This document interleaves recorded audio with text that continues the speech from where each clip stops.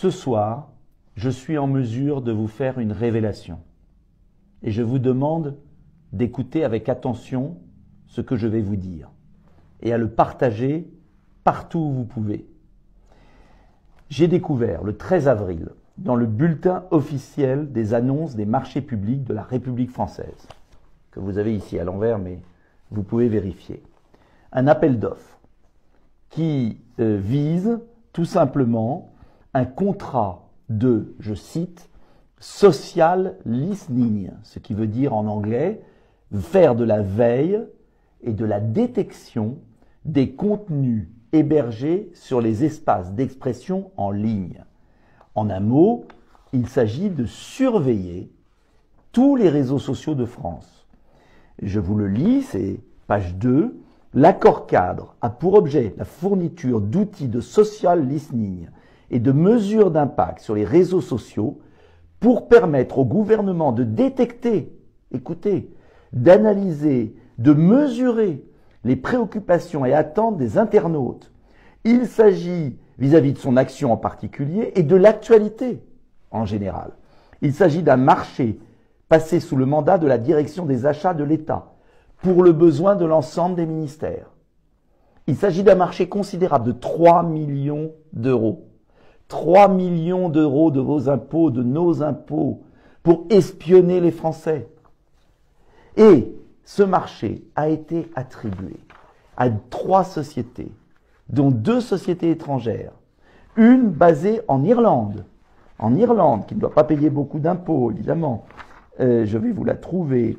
Cette société en Irlande est à Dublin pour un montant de 900 000 euros.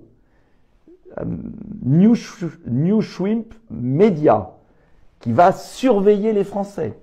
Une autre société à Évry, dans mon département, WheezyBrain, en gros cerveau. On surveille le cerveau des Français pour 1 700 000 euros. Et une troisième société dans un autre paradis fiscal, au Luxembourg, pour 220 000 euros, la société Talkwalker. Cela veut dire que le gouvernement français met en place, 1 an avant l'élection présidentielle tout juste, met en place un système de surveillance généralisée des réseaux sociaux avec l'argent du contribuable.